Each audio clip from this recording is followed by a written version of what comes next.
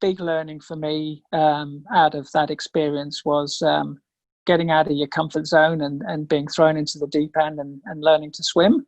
And that happened every 18 months or so within that organization. So just as you're getting comfortable in a factory or a role, they would throw you into another factory or give you a cross-functional move, and it never felt easy, but I grew enormously through that experience. So I think that's one very strong view I have looking back on my time within that organization. I think the other one for me is around balance. I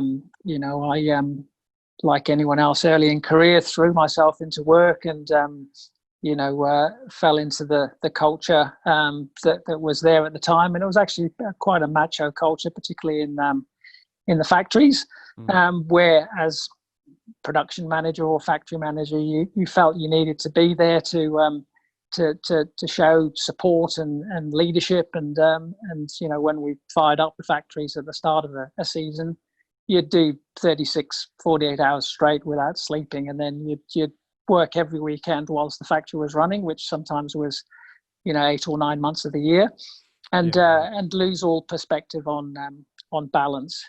So family came second, and actually through that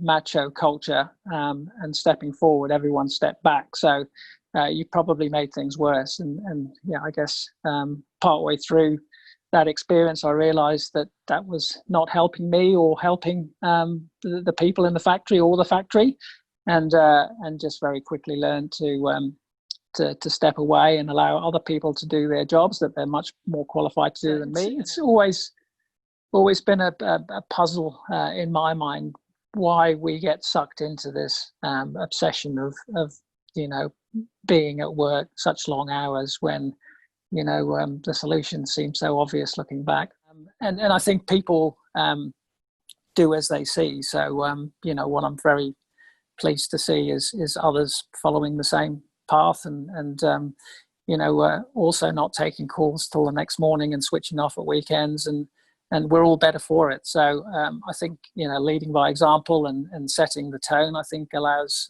others to follow suit. One of those is obviously the type of refrigerants we use in our fridges and freezers. Traditional refrigerants are very harmful to the environment, governments are trying to put in place taxes and regulations to drive out some of those harmful refrigerants. But Australia and New Zealand is probably lagging behind Europe and other parts of the world in its adoption of those tight regulations.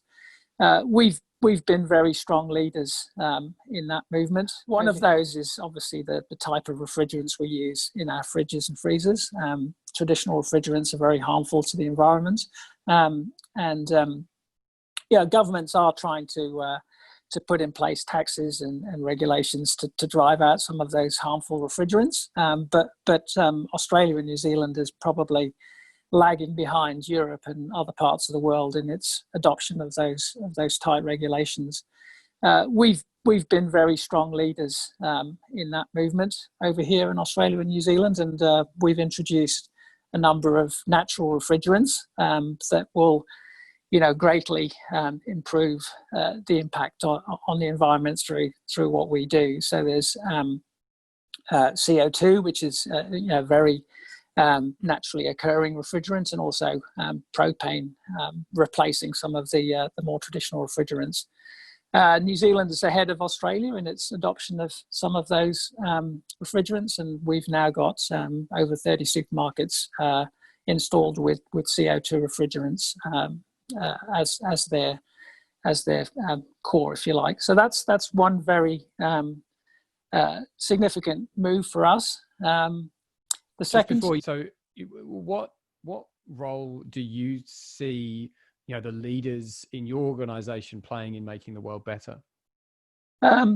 So I think it's about creating sustainable businesses and developing our people to be the best they can be. They're the two big buckets for me. I think I always look to challenge and change whatever business I'm in, so that it can grow and be better and become more sustainable for the future. We can all dream about our impacts on the world and what we might be able to do, but until you actually define that and then bed it into your business and then build a plan around that and execute that plan, it'll never happen.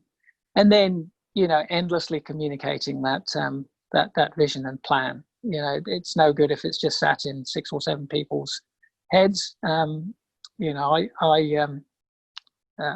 make a point of repeatedly referring back to our vision and mission in every single presentation we do, whether it's a town hall, a roadshow, a written communication, and I get a lot of pleasure out of people saying to me, "Oh, not that strategy again," or "not that slide," because it means we're getting there. So communicating that, particularly if it's different to what people are used to doing now, is absolutely key. Yeah, so we've got 7 Hussman behaviours, and I love them all, but the ones that I'd call out as my favourites. One is respectful courage. I think speaking your mind and calling issues or behaviours out is really important, but doing it in a respectful way so that the message lands in the right way. So that's one for me. Challenge and change is at the core of everything I do. I think if you carry on doing what you're doing now, you won't be here in 5 years' time. So always looking above the horizon and challenging the business and changing in the right way is a really important behavior for me. And then the third is owner mindset. If you treat your business or your function or your area of activity as your own, then I think the outcomes are much more powerful.